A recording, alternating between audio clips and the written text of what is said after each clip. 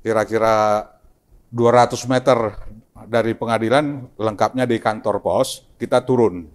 Nah, turun semua dari kendaraan dan berjalan konvoi ke pengadilan. Nah, ya karena ya saya merasa ya putra daerah sana, saya ambil posisi di depan. Di depan kan gitu. Tapi polisi udah banyak juga di depan. Nah, sambil jalan kira-kira 50 meter lagi dari pengadilan, polisi ini dorong saya. Jadi memang dihadang? Dihadang. Nah, polisi dorong saya, tapi itu membuat saya terharu. Menangis saya pada waktu itu, Ibu Mega langsung mukul tangan daripada polisi ini. Ibu langsung Ibu Mega langsung menampar tangan dari polisi ini. Jangan coba-coba ganggu anak-anak saya. Ibu emang luar biasa. Jadi polisi itu kan, kita kan mau menjaga keamanan ibu, apa semua. Cukup anak-anak saya yang melindungi saya. Waduh.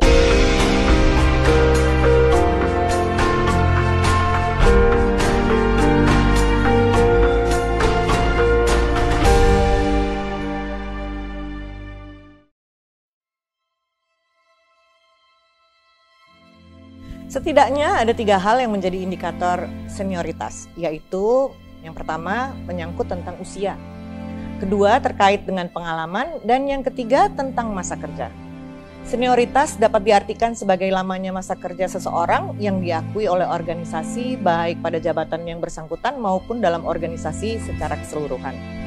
Dalam PDI Perjuangan, kami sangat memperhatikan senioritas menjadi aspek utama dalam mengukur dan menilai apakah kader itu layak untuk ditempatkan pada jabatan tertentu.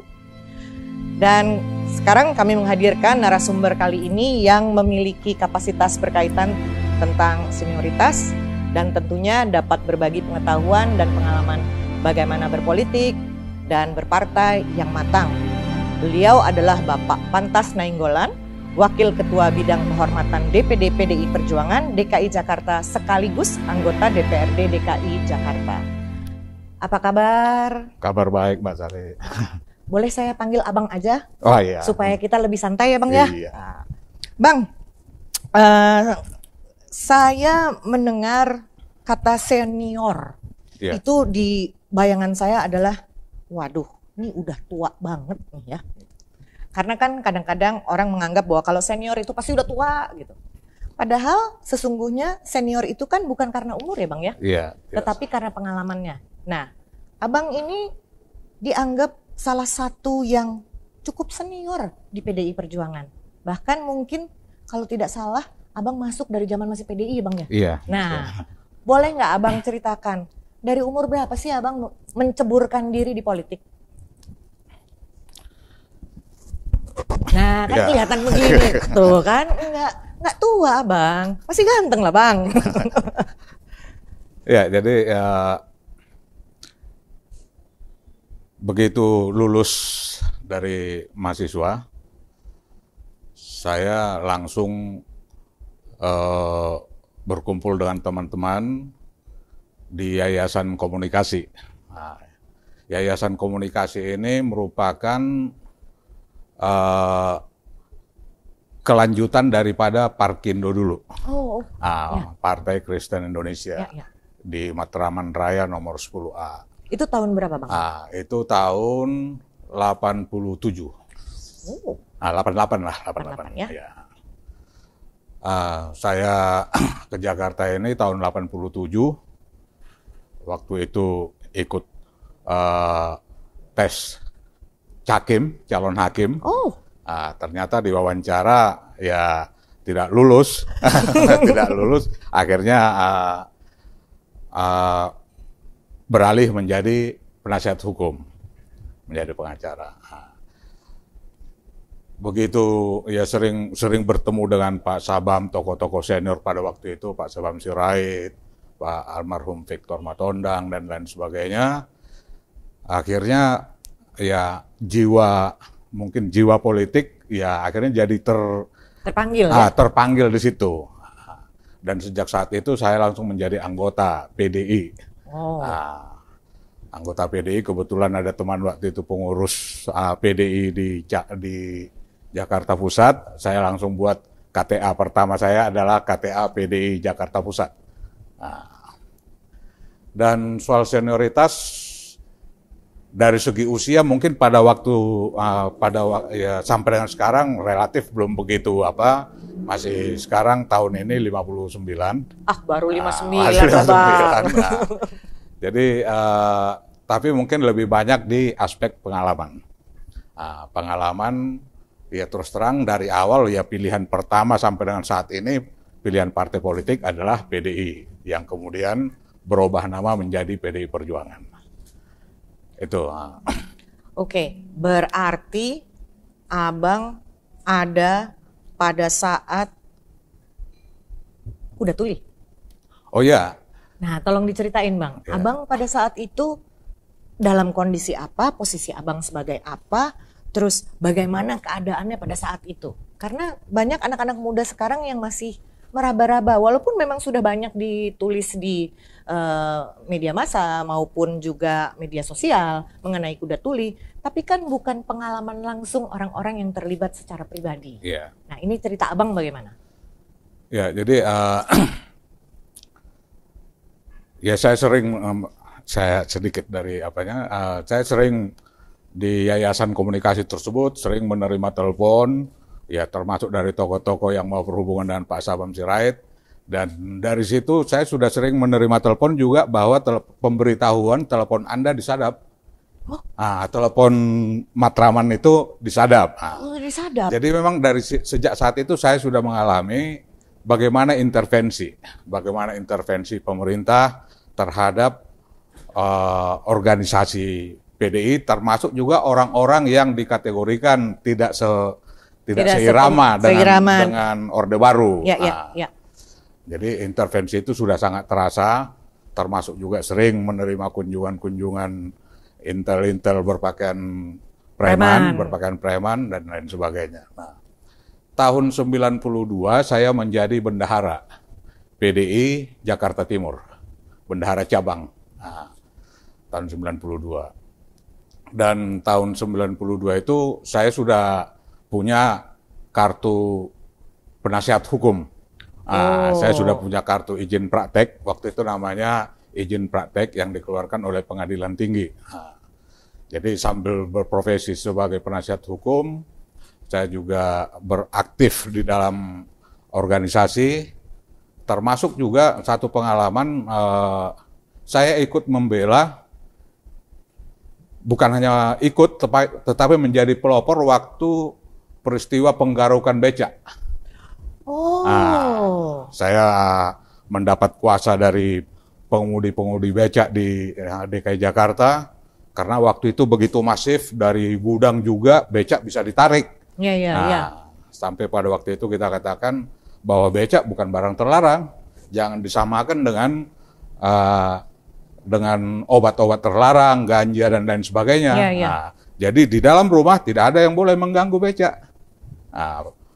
Kalau waktu operasi semuanya setelah ada aturan ya silakan gitu. Tapi ya jangan memperlakukan masyarakat seperti itu. Gitu. Jadi jangan dianggap bahwa becak itu adalah bagian dari barang haram.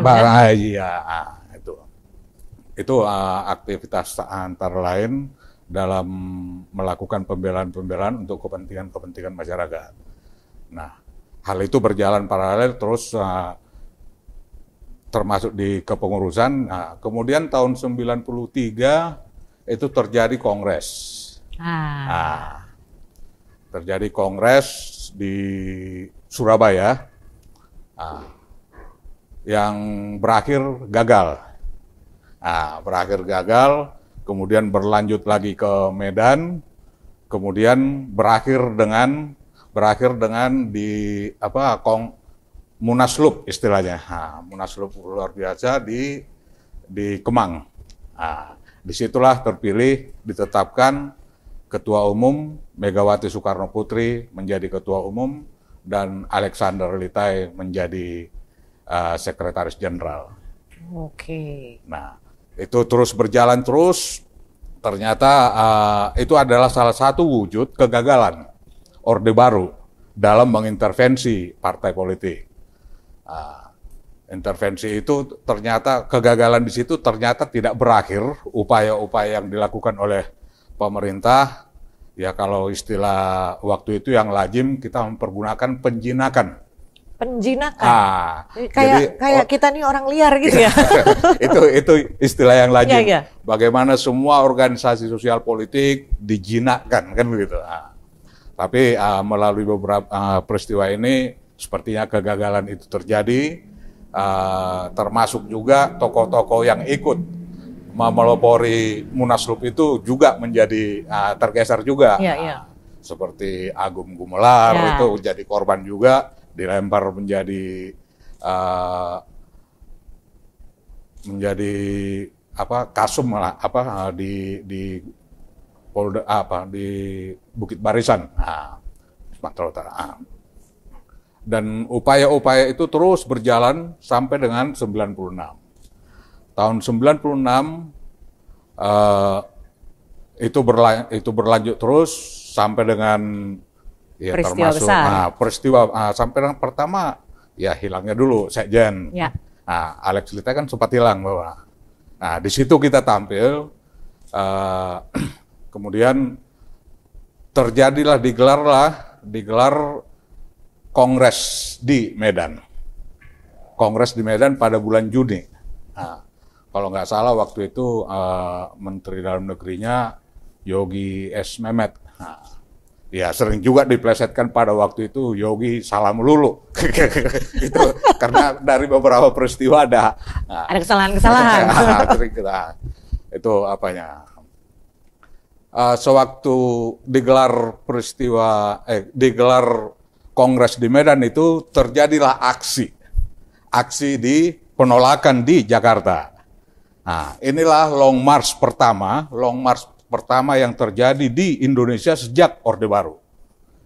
Itu luar biasa berarti. Penolakan itu dari Diponegoro kita melintas jalan Diponegoro, Imam Bonjol, Bundaran HI, Tamrin sampai ke Monas, sampai di Gambir. Peristiwa Gambir. Itulah yang ditandai dengan terjadinya peristiwa Gambir. Itu tanggal 20 Juni. Jadi Abang ada di situ ya? Nah, tanggal 20 Juni itu saya ikut di situ dan terjadi bentrokan dengan aparat militer dan kepolisian. Sekitar 52 orang hilang. Dari peristiwa itu. Hilangnya ini bagaimana Bang? Karena kan gini, kita tahu dong kalau ada orang hilang bisa dicari ketemu. Ya, ini kemudian 52 orang ini kita cari tidak ada, ternyata kemudian kita temukan ada di Garnisun. Di Garnisun di depan Gambir itu. Jadi begitu terjadi peristiwa itu, saya sebagai naluri pengacaranya muncul. Waduh, ini perlu ada pembelaan terhadap mereka.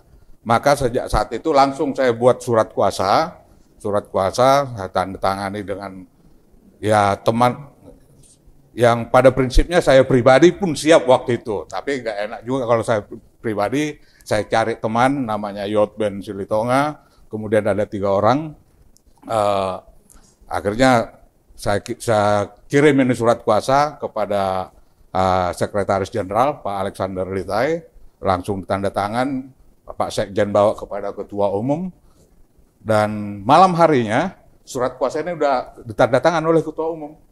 Surat kuasa untuk mewakili untuk dan atas nama PDI, mewakili PDI membela 52 orang yang disimpan di Garnisun itu ya.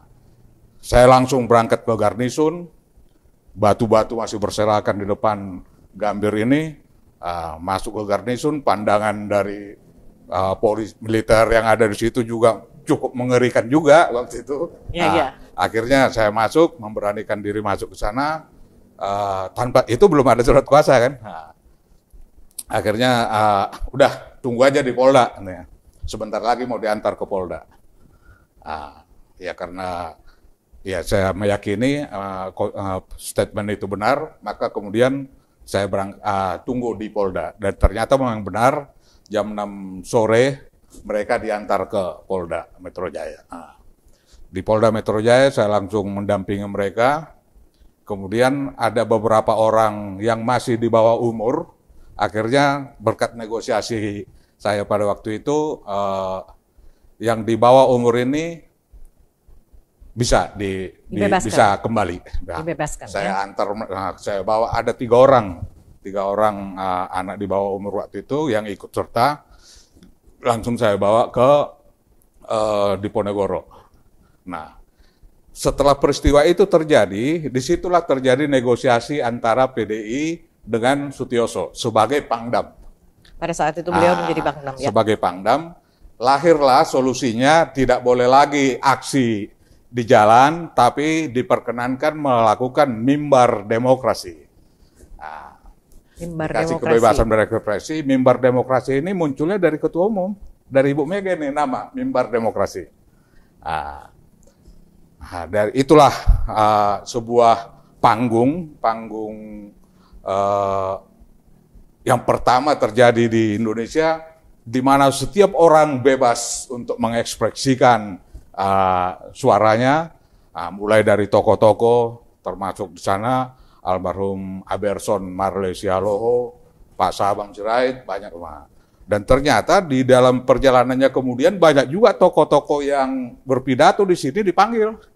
Oh, banyak juga tokoh dipanggil oleh polisi, diperiksa.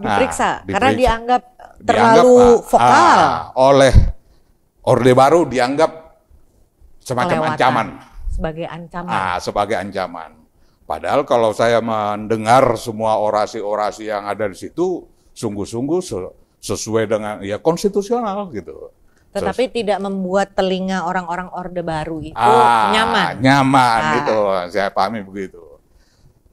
Itulah peristiwa itu terjadi terus, hari demi hari ini sebagai semacam bola salju terus, semakin besar, orang juga semakin ramai, ya termasuk juga intel-intel dalam berpakaian sipil itu sudah banyak, karena ya, kita mendapat informasi juga dari suprastruktur pada waktu itu, bahwa ternyata ini jadi bahan diskusi terus. Sesuatu yang dianggap benar-benar mengancam pemerintahan pada saat itu, ya? Diskusi terus. Jadi kadang-kadang kita ketemukan juga ada yang bawa gerobak seperti pemulung, ternyata di dalamnya macam-macam gitu kan. Mengerikan cukup sekali. Mengerikan. Tapi antusiasme masyarakat bukannya semakin menurun, bereda.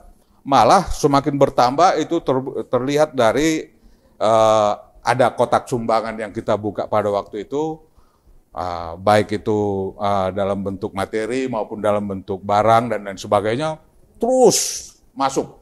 Jadi masyarakat pada saat itu memang sudah mendukung PDI, ya? Iya, jadi ada semacam simbol. Jadi kalau saya mengatakan justru sebenarnya tonggak reformasi di sana. Awal muawalnya adalah dari peristiwa Gambir. Iya, mulai muncul keberanian untuk menyuarakan apa yang kita yakini benar. Karena masyarakat sudah capek mulutnya dibungkam terus. Iya, dibungkam terus. Nah, kalau saya pribadi saya menyatakan itulah tonggak reformasi. Nah, kemudian itu terjadi terus, ya lama-lama mungkin pemerintah juga sudah semakin panas telinga apanya, maka terjadilah peristiwa 27 Juli. Si kuda tuli itu. Itu yang dikenal dengan kuda tuli.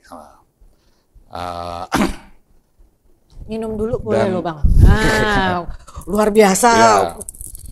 Gengkap gempita. Situ banyak, disitulah muncul istilah libas. Nah itu dari Faisal Tanjung waktu itu. Waduh.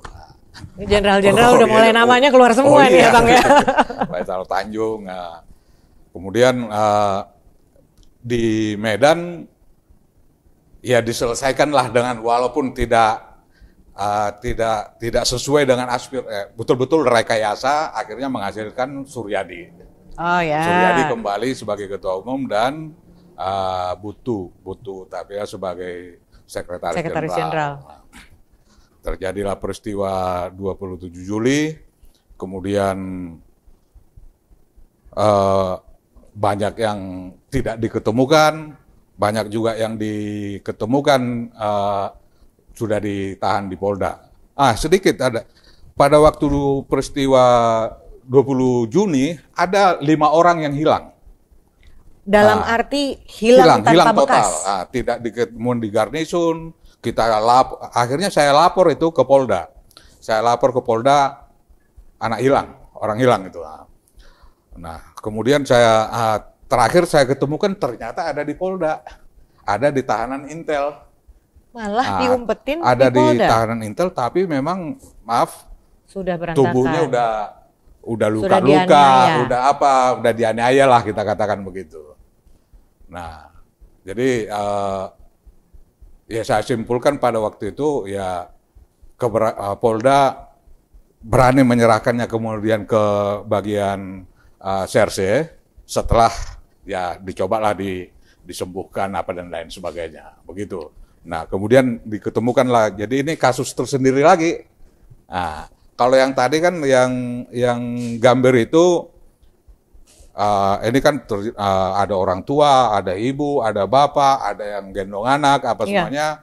Akhirnya 1 hari kemudian keluar, dipulangin ini semua dari Polda. Tapi yang 5 ini belum ada beritanya. Okay. Nah, baru seminggu kemudian pasti mereka ada di tahanan Serse di Polda Metro. Saya terus memberikan dampingan kepada mereka sampai kepada persidangan gitu. Itulah sedikit yang terjadi di peristiwa Kuda Tuli itu. Dan selanjutnya Pak Dimyati Hartono, Prof Dimyati Hartono sudah mulai membangun juga diskusi-diskusi di DPP dan lahirlah istilah legal action. Legal action. Nah, dari situlah kemudian lahir yang namanya TPDI, Tim Pembela Demokrasi Indonesia. Lahirlah TPDI yang koordinatornya Pak R.O. Tambunan. Nah, itu lebih fokus kepada melakukan pembelaan terhadap orang-orang yang ditahan dalam peristiwa 27 Juli, dan secara masif di seluruh Indonesia lakukanlah gugatan-gugatan ke pengadilan negeri di seluruh Indonesia. Kalau boleh saya tanya di sini, Bang, kita kan pada saat itu banyak sekali melakukan gugatan-gugatan dari seluruh Indonesia. Benar. Akhir dari cerita gugatan-gugatan itu, karena hanya sedikit mungkin yang tahu bahwa kita nih menang bener atau enggak sih, karena cukup panjang loh Bang ceritanya dari kejadian Kuda Tuli itu, bahwa masih ada hal-hal yang ditutup-tutupi sepertinya. Ada orang-orang yang seharusnya menjadi aktor intelektual dari kejadian tersebut yang sepertinya tidak terjamah. Itu apa sih upaya kita supaya masyarakat luas, bukan cuma orang Jakarta aja, masyarakat Indonesia ini tahu bahwa PDI pada saat itu dan imbasnya sampai sekarang PDI Perjuangan ini tidak kalau saya bilang ini, saya sebagai kader merasa ada sakit hati bahwa itu banyak sekali loh teman-teman kita, kakak-kakak kita, abang, mbak Yu dan lain sebagainya yang sudah berkorban, jiwa raga bahkan. Tetapi sepertinya masih belum tuntas. Saya secara pribadi merasa demikian. Terus upaya kita apa? Supaya masyarakat luas benar-benar tahu bahwa pada saat itu rekayasa yang masif sekali terjadi sehingga perpecahan itu tidak bisa dihindari. Itu memungkinkan nggak sih untuk kita, kan partai pemenang ya Bang ya? Apakah mungkin bahwa sejarah itu diluruskan paling tidak sedikit dulu lah? Jadi begini, begitu PDI melakukan langkah legal action di tengah suasana yang begitu represif, sebenarnya kita juga sudah berhitung bahwa tidak mungkin pengadilan-pengadilan akan memenangkan gugatan-gugatan kita. Tetapi paling tidak kita melalui langkah itu kita mencoba melakukan langkah konstitusional. Langkah konstitusionalnya adalah melalui hukum. dari beberapa putusan-putusan pengadilan negeri, ternyata ada juga beberapa hakim-hakim yang masih punya hati nurani apa semua, yang berani melakukan putusan-putusan di luar yang keinginan, seharusnya. di luar keinginan dari penguasa. Oke. Itu banyak itu. Dan sampai sekarang beberapa nama hakim itu masih kita catat dan kita berikan juga beberapa penghargaan kepada mereka karena ada keberanian menentang arus di dalam suasana yang begitu represif. Saya pribadi bisa menyadari apa risiko bagi yang akan mereka terima sebagai konsekuensi dari itu. Tetapi saya justru sangat menghargai kepada pilihan-pilihan itu, gitu loh. Sangat menghargai. Dan PDI juga pada saat itu sangat menghargai itu. Ada di Kalimantan dan ada di Sumatera juga ada dan lain sebagainya. Nah, saya juga pernah punya pengalaman mendampingi ibu di Pematang Siantar. Nah, Pematang Siantar karena saya lahir di Pematang Siantar, ya saya punya keinginan juga tampil di sana kan begitu. Ya ini sekaligus juga Pulang semacam kampung, ya? memberikan kebanggaan juga kepada orang tua bahwa anaknya masih bisa berjuang di jalan yang dia yakini benar kan gitu. Ya. Saya dipinjamin mobil oleh Pak Taufik. Saya ingat benar itu nomornya B1745TD. Nah, itu STNK-nya atas nama Ibu Pak Taufik kan gitu. Nah, ya dipinjamin itu dengan mobil itu kita berangkat ke Medan. Nah, dari Jakarta? Dari Jakarta. Nah, ke Medan lewat darat 2 hari, ya 2 hari 2 malam lah pada waktu itu. Nah, di tengah jalanan belum lancar seperti sekarang ya, Bang ya. Keesokan harinya sidang di Pematang Siantar. Nah, katakanlah hari Rabu sidangnya di Siantar, hari Selasa kami nyampe. Di tengah jalan ternyata sudah dicoba dilakukan penyekatan oleh polisi. Jadi rupanya perjalanan Abang ke sana sudah menarik perhatian banyak intel ya bahwa. Ya, karena memang hari sidang tersebut kan sudah diketahui. Oke. Nah, sidang perdana di Pematang Siantar sudah dicoba dihadang dan itu terlihat dari banyak juga rombongan-rombongan dari Medan apa semua yang mau masuk ke kota Siantar tapi tidak terlaksana. Nah, kami juga mengalami penyekatan itu. Kita dicoba ditahan, tanya-tanya komunikasi apa semuanya. Kebetulan ada beberapa teman saya, ada Pak Sunggul Siahaan, ada Pak Chandra Siahaan, dosen-dosen di UKI pada waktu itu. Kita mau pulang kampung. Nah, begitulah ceritanya. Akhirnya kita dibebaskan. Nah, hari Rabu kita udah sampai di Polonia. Waktu itu masih Bandara Polonia. Untuk menjemput Ibu Ketua Umum bersama RW Tambunan untuk sidang di Siantar. Kita berangkat sampai dan berhenti sebentar di Jalan Amayane di tempatnya TD Pardede, rumah TD Pardede. Dari situ kita ke pengadilan, kira-kira 200 meter dari pengadilan, lengkapnya di kantor pos, kita turun. Nah, turun semua dari kendaraan dan berjalan konvoi ke pengadilan. Nah, ya karena ya saya merasa ya putra daerah sana, saya ambil posisi di depan. Di depan kan gitu. Tapi polisi udah banyak juga di depan. Nah, sambil jalan kira-kira 50 meter lagi dari pengadilan, polisi ini dorong saya. Jadi memang dihadang? Dihadang. Nah, polisi dorong saya. Tapi itu membuat saya terharu, menangis saya pada waktu itu. Ibu Mega langsung mukul tangan daripada polisi ini. Ibu Mega langsung menampar tangan dari polisi ini. Jangan coba-coba ganggu anak-anak saya. Ibu emang luar biasa. Jadi polisi itu kan, kita kan mau menjaga keamanan ibu apa semua. Cukup anak-anak saya yang melindungi saya. Waduh. Luar biasa saya Ibu. Saya juga terharu jadinya. Saya sedih, Wah, Ibu luar biasa. luar benar ya? biasa itu pembelaan. Waduh.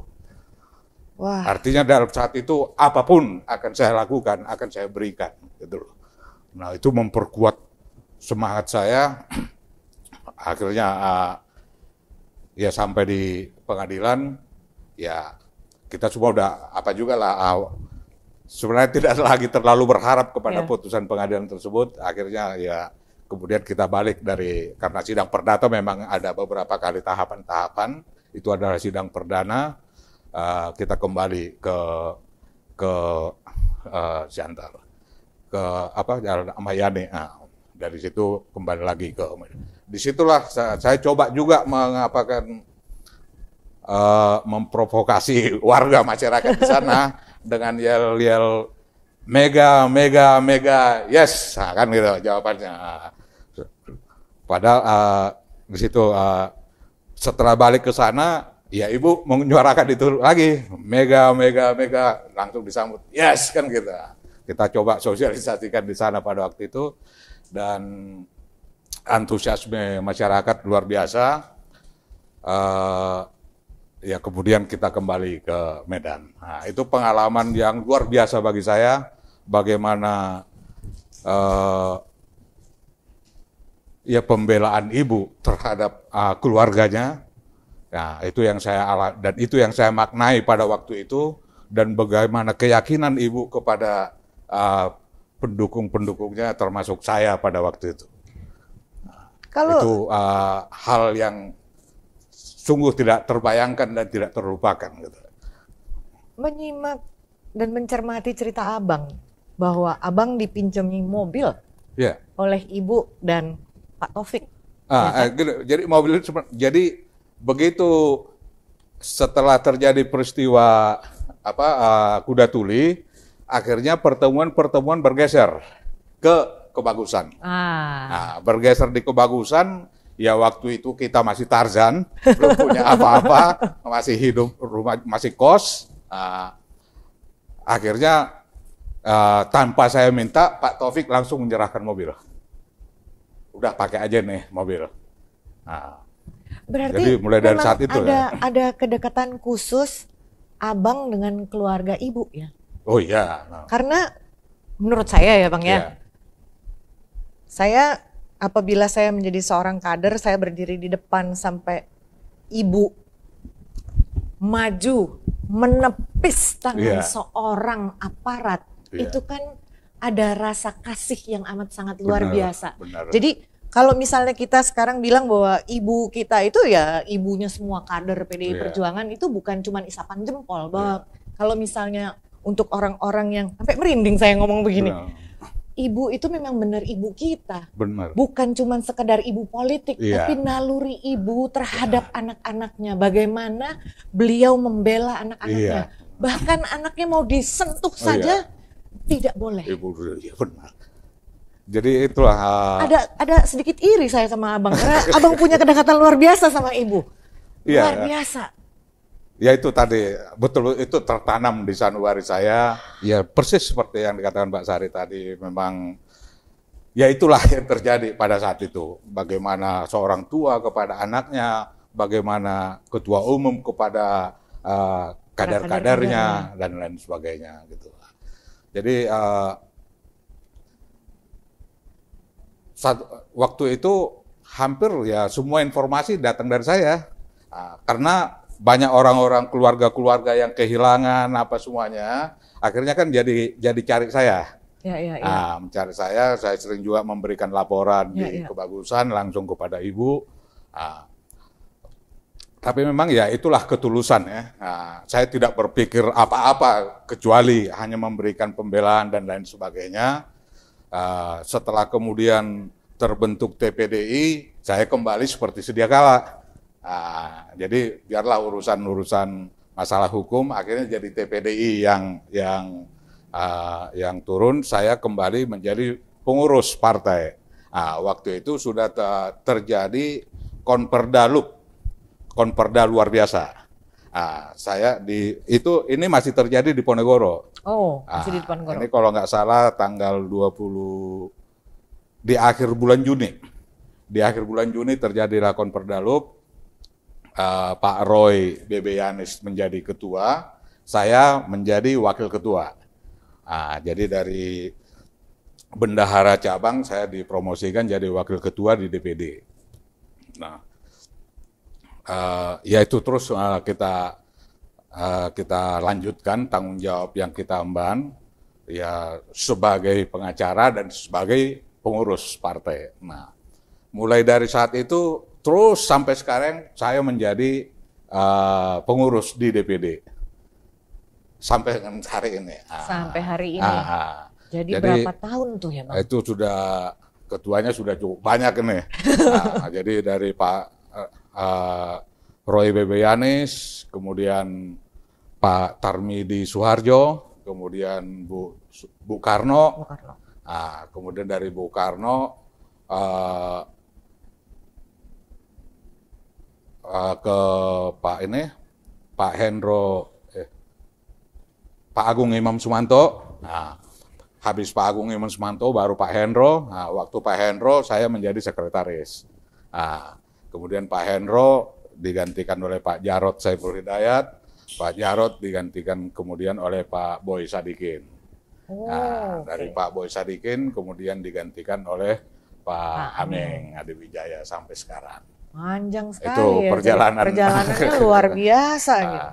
Jadi memang ya kita punya pengalaman panjang mulai dari fase Orde Baru sampai dengan Orde Reformasi sampai dengan sekarang ini. Jadi ada benang merah yang terus mengikat, dan ini mungkin juga menjadi semacam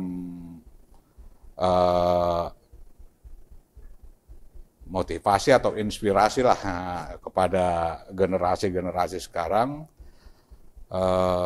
Di dalam menentukan pilihan itu perlu ada nilai. Ada nilai-nilai yang menjadi prinsip dasar dalam bagi kita bagi menentukan pilihan. Dan keyakinan itu ya jalani aja. Kita jalani aja.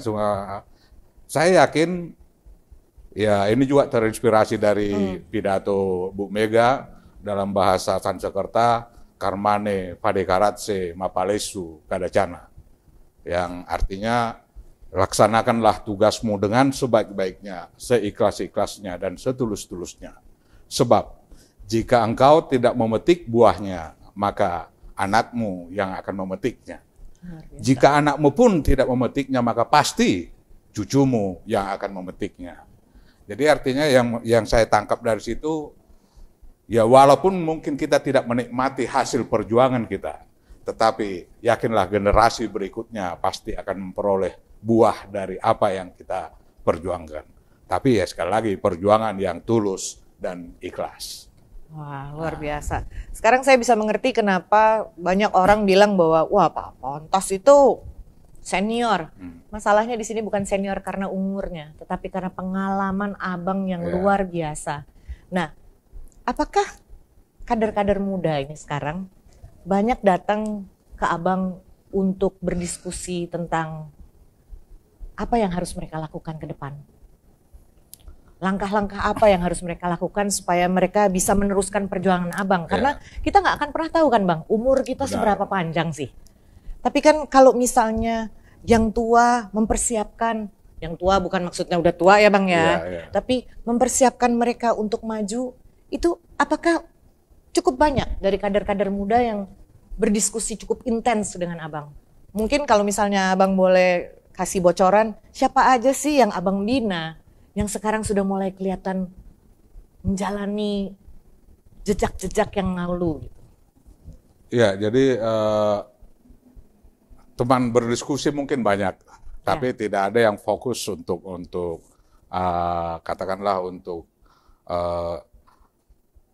regenerasi atau menciptakan kader-kader apa, semua tidak ada yang fokus begitu. Jadi memang setelah peristiwa PDI itu relatif yang bertahan di PDI hanya ya itulah wong cilik.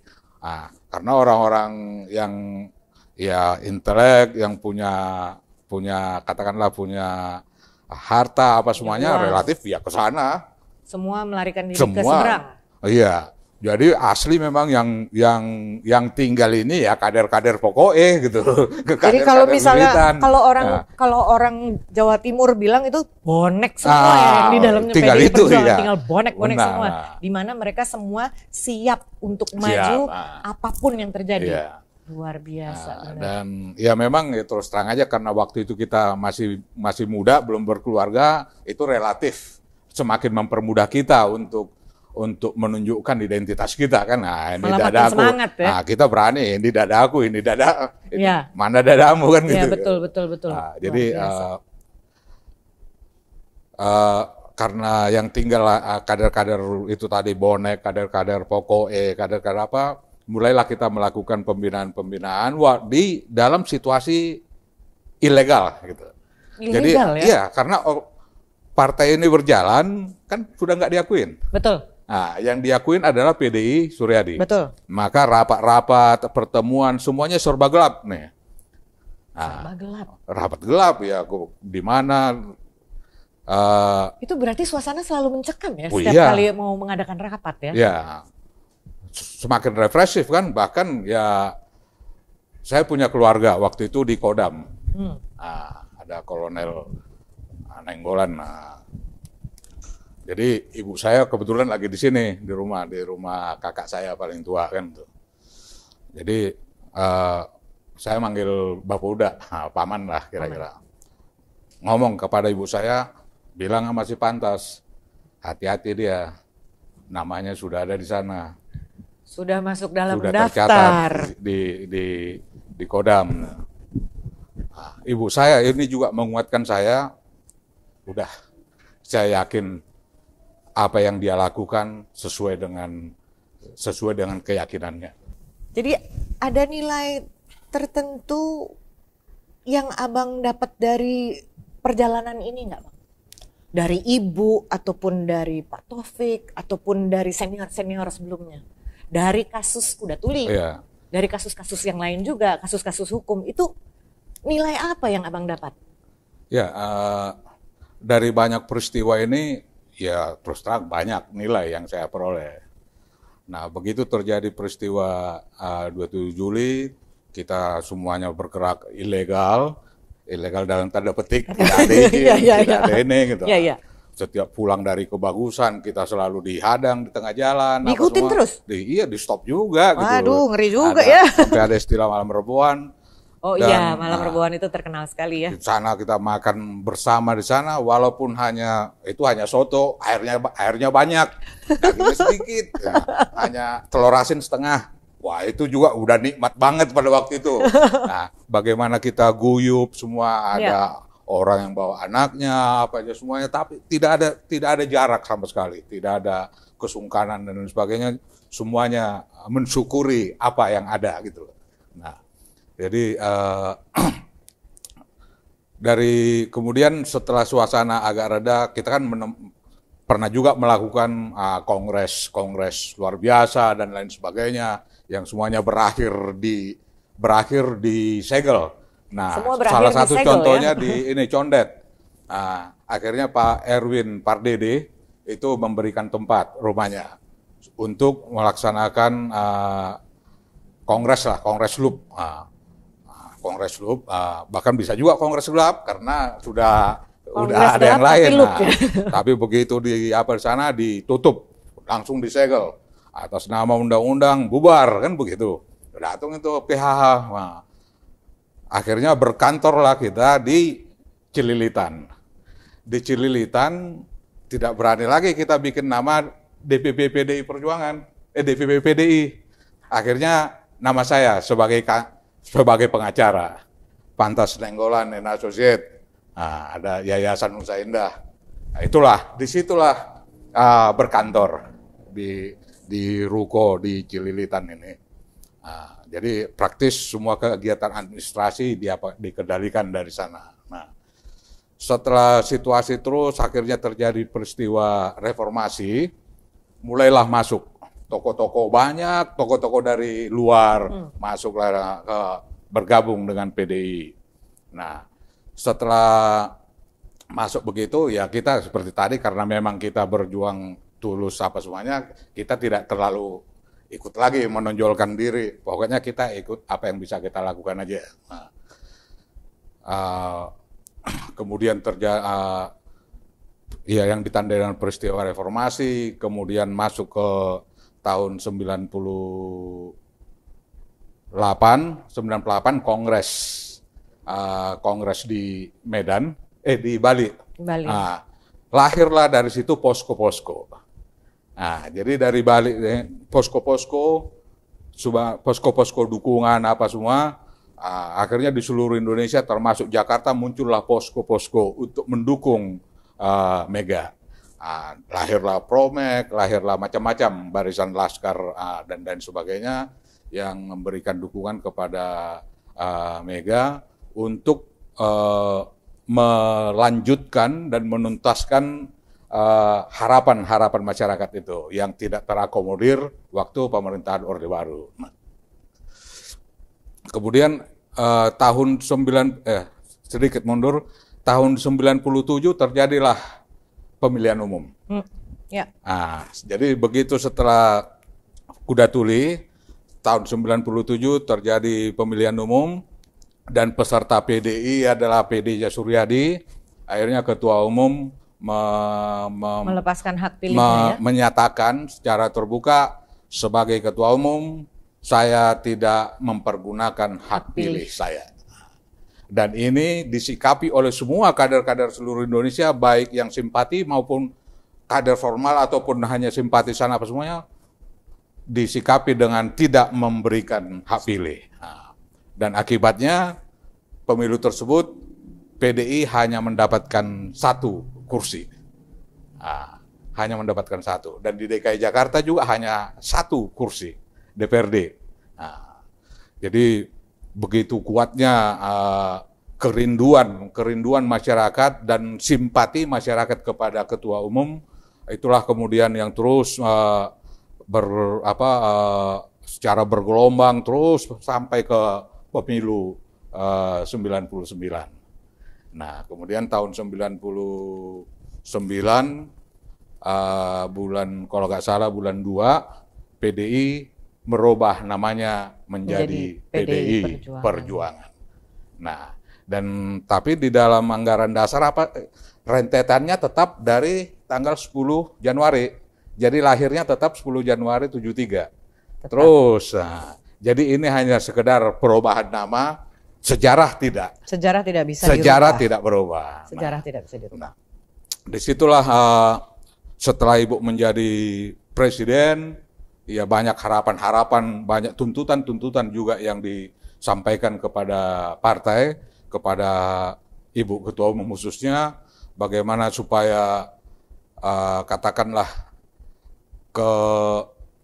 rasa tersakiti masa perjuangan ini ingin dipulihkan, ingin diapakan begitu. Ya, karena pada saat Ibu menjadi orang nomor 1 di Indonesia, seharusnya menurut saya, Ibu punya hak untuk mencari siapa aktor intelektual di masa kemarin.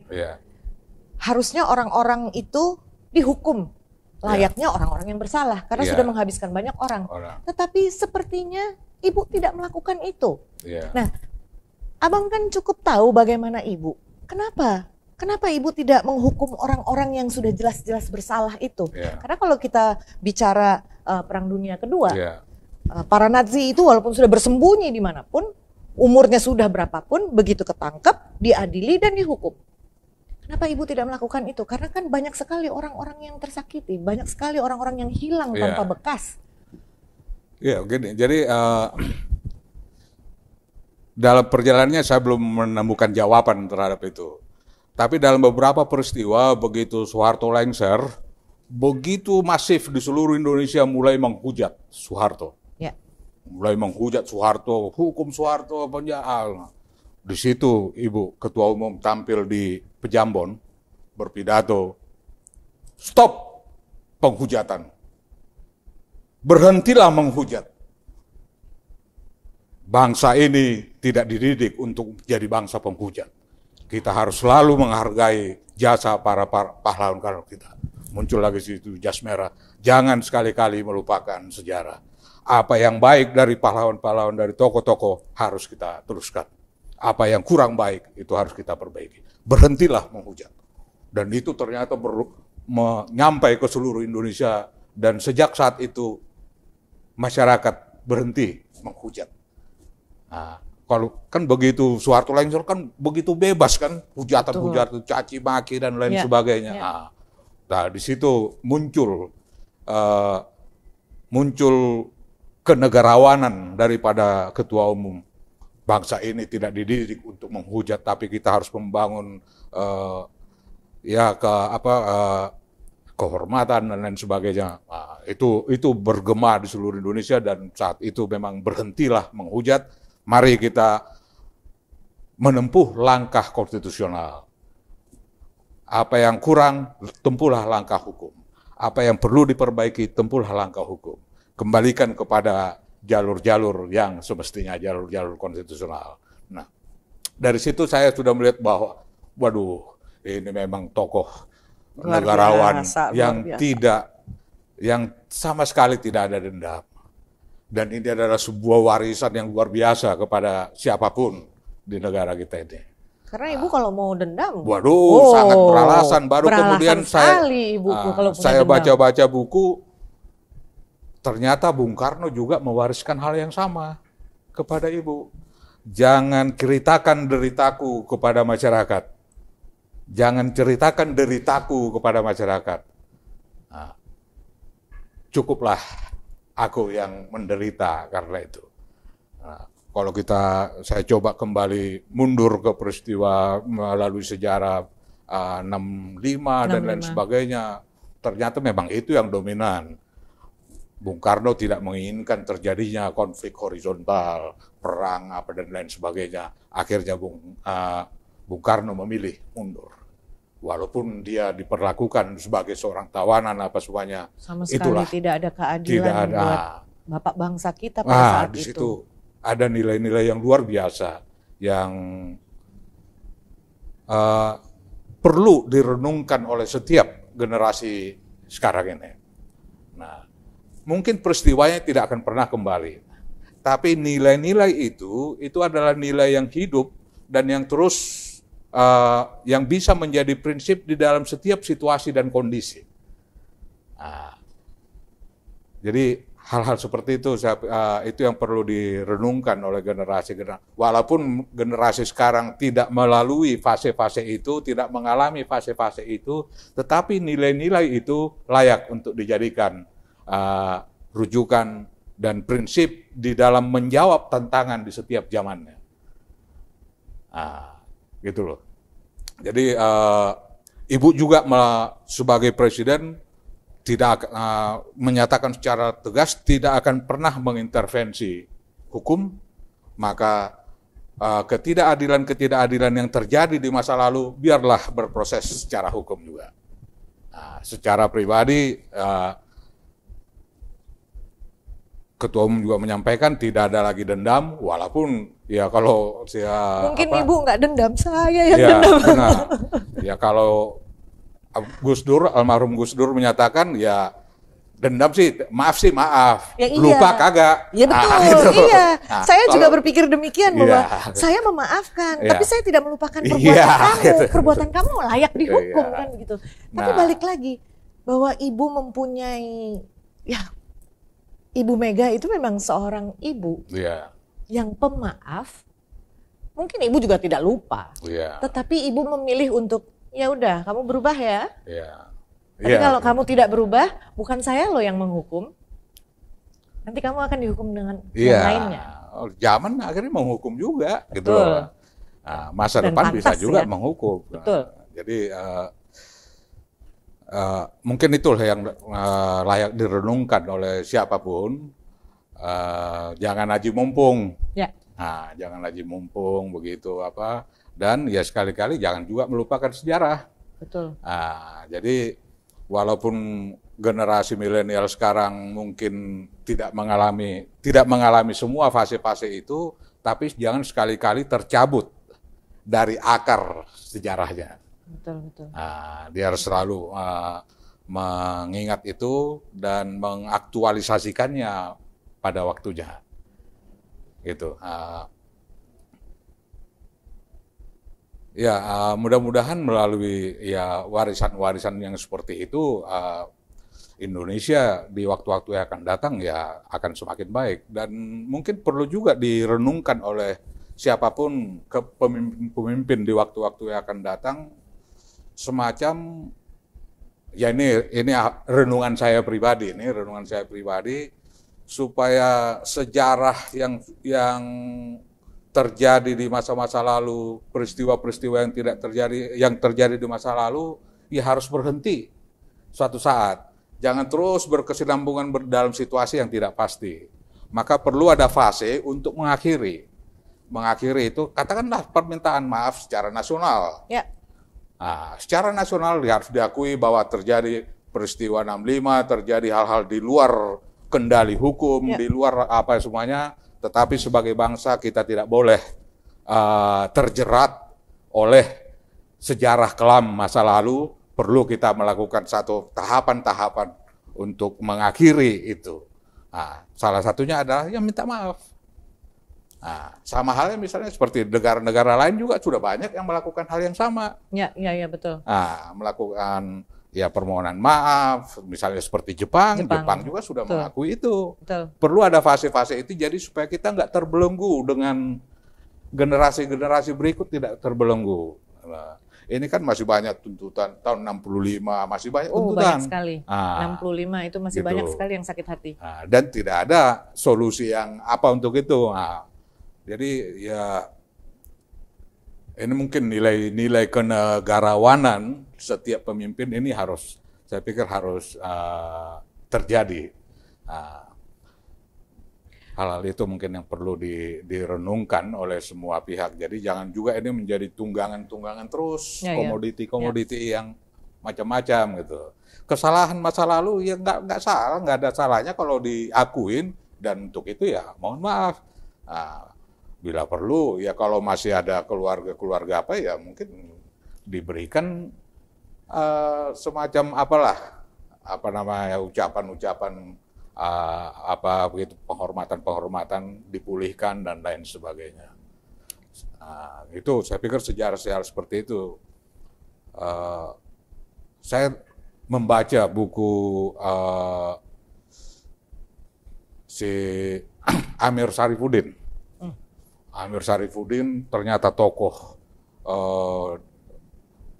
perjanjian Renville, pernah menjadi Perdana Menteri. Tahun 48. Yang ditembak akhirnya dibunuh. Ya. Ini kan sesuatu yang perlu diakuin juga bahwa jejak pahlawan-pahlawan seperti ini ya jangan juga diapakan begitu. Jangan dihapuskan dihapuskan begitu saja. Mereka memberikan bagaimanapun dia punya peranan yang sangat strategis, yang sangat besar. Hal-hal seperti itu saya pikir yang akan menunjukkan kebesaran jiwa daripada bangsa negara ini, dan ini bisa akan menjadi contoh yang luar biasa terhadap dunia gitu. Nah, Abang, ini kita kan banyak ditonton sama anak-anak milenial nih Bang. Abang punya pesan khusus nggak buat mereka supaya mereka lebih nasionalis atau lebih punya jiwa pejuang? Untuk bangsanya sendiri, bukan bangsa yang lain. Ya ini kepada generasi muda, generasi milenial yang notabene tidak mengalami semua peristiwa-peristiwa itu, tetapi semua peristiwa-peristiwa itu bisa digali sebagai sebuah sejarah dan bisa dipetik nilai-nilai yang ada di sana. Ada nilai ke nasionalisme, kebangsaan, ada nilai kemanusiaan, ada nilai macam-macam, banyak nilai. Ini adalah hampir sama dengan posisi Pancasila yang bersumber dari nilai-nilai luhur yang digali oleh Bung Karno. Nah, setiap sejarah ini punya nilai. Nah, itu loh, semangat itu yang saya pikir perlu direnungkan untuk aktualisasinya di zamannya. Kita mengetahui bahwa setiap zaman pasti ada sejarahnya masing-masing, tantangannya juga berbeda-beda. Jadi kita tidak bisa juga menarik situasi yang lalu sepertinya terulang kembali, itu tidak akan pernah terjadi. Nah, tantangan-tantangan sekarang ini katakanlah seperti apa, teknologi komunikasi, gadget, kan itu, yang terwujud dalam bentuk hoax.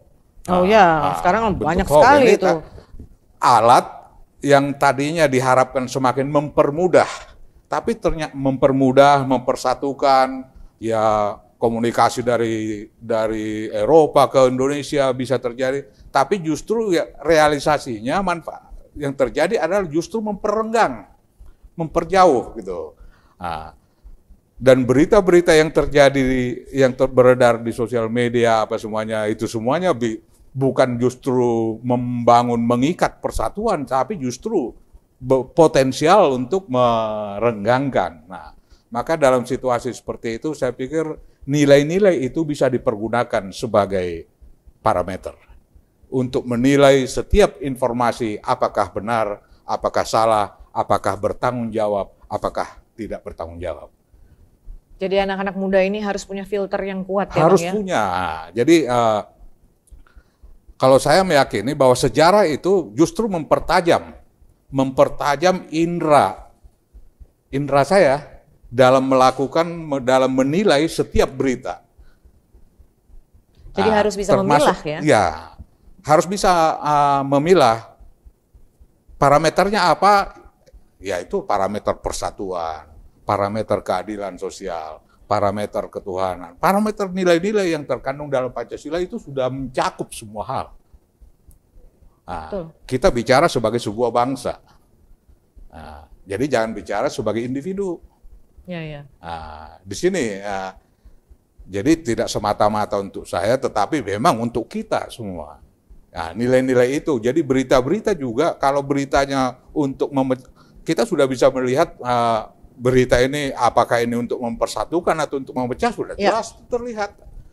Apakah ini fitnah atau benar, ya sudah jelas terlihat juga. Nah, di situ kita harus tampil. Ya, begitu kita melihat nilai ini nilai menghasut apa fitnah, udah stop.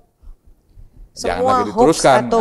Semua hoax atau semua gosip itu berhenti di kita ya. Iya. Pada saat dan itu hanya bisa terjadi kalau kita punya indera yang terlatih. Indera yang terlatih untuk menilai setiap peristiwa sebagai satu bangsa. Itu loh. Karena nilai-nilai itu yang perlu dipahami oleh generasi-generasi milenial, bahwa kita hidup berbangsa ini bukan untuk kita sendiri. Ya. Kita hidup untuk semua dan untuk semua. Gitu. Jadi pengalaman-pengalaman di masa lalu maupun sejarah yang sudah berjalan begitu panjang bahwa bangsa kita adalah bangsa yang kuat dan hebat, itu tidak boleh dilupakan oleh anak-anak di masa kini dan di masa depan otomatis ya. Ya, terus terang saja ada orang yang mengetahui peranan kita di masa lalu sering juga mengapa kita menghasut kita, tampil dong, bukan begitu. Iya.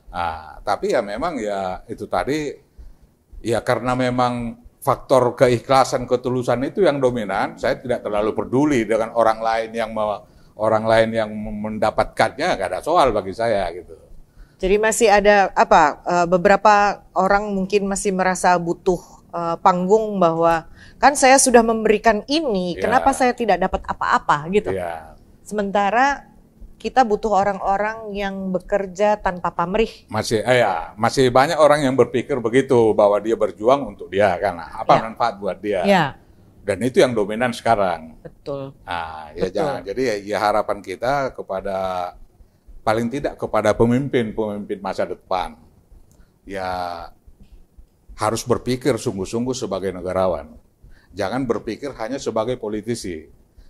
Karena kalau hanya sebagai politisi, ini kan lebih cenderung kepada bagaimana tujuan tercapai, mengabaikan etik. Padahal sesungguhnya politik tanpa etik ini adalah buta. Ini tabrak semua. Tanpa peduli ya? Tanpa peduli. Jadi seyogianya politik itu harus selalu beririsan, berdempet dengan etik. Nah, di situ politik kita menemukan nilai-nilai positif di sana. Jadi jangan menerima mentah-mentah kata orang bahwa politik itu kotor, politik itu jahat. Tidak. Perilaku-perilaku orang tertentu mungkin ada yang begitu, yang ya kalau saya katakan ya mengabaikan etik. Jadi politik tanpa etik itu benar-benar kotor dan sebenarnya hanya untuk diri sendiri tapi bukan buat orang bukan banyak. Orang lain. Nah itu yang saya kutip bukunya Pak Sabam, politik itu suci. Nah itu judul buku Pak Sabam tuh, politik itu suci. Politik itu suci. Iya. Ini bisa menjadi topik diskusi berikutnya, Bang. Karena kalau untuk orang awam mendengar kata politik itu suci itu adalah sesuatu hal yang aneh. Jadi biasa. ini kita simpan dulu, Bang. Kita simpan dulu buat topik pembicaraan berikutnya. Bang Pantas, terima kasih banyak sudah hadir di Media Center DPD DKI Jakarta. Luar biasa cerita Abang. Semoga teman-teman kita di sana, adik-adik kita di sana bisa mendengarkan cerita Abang, mempelajari apa yang sudah Abang alami menjadi sebuah batu pijakan untuk mereka belajar melangkah ke depan. Terima kasih untuk waktunya, Bang. Terima kasih, Pak Sari. Setidaknya kita sudah mendengar cerita dari seorang Pantas yang luar biasa. Kalau saya bilang memang pantas dihormati karena pengalamannya luar biasa dan bukan cuma sekedar senior karena umur, tetapi luar biasa dalam pengalamannya. Dan walaupun diartikan sebagai suatu kata yang negatif, senior adalah tua, sedangkan jika kita cermati dengan seksama, senioritas itu justru akan mampu menghasilkan hal yang positif selama dipahami dengan baik dan benar. Dan sudah sewajarnya yang lebih tua dan paling berpengalaman memberikan arahan dan nasihat kepada yang lebih muda dan kurang berpengalaman. Tidak perlu dipusingkan jika memang ada kesalahan yang memang mesti dibenahi. Bapak Pantas Nainggolan atau Abang Pantas Nainggolan memang patut menjadi teladan bagi kita para kader PDI Perjuangan untuk menghormati dan menghargai senioritas yang sudah berkontribusi pada pembinaan, pengembangan, dan penguatan partai. Ini pesan saya untuk semua. Mari menghormati dan menghormati orang yang lebih tua dan berpengalaman dari kita. Karena dari merekalah kita dapat menimba ilmu, pengalaman. Dan akan ada saatnya juga kita menjadi seperti mereka. Saya Sari Kuswoyo, izin pamit. Merdeka! Merdeka! Jangan pernah kecewa. Jangan pernah kecewa akan sebuah harapan yang belum terjadi. Perjuangan yang sungguh-sungguh, perjuangan yang berangkat dari hati yang tulus tidak akan pernah sia-sia. Pasti akan memberikan hasil. Tidak pada kita, mungkin pada generasi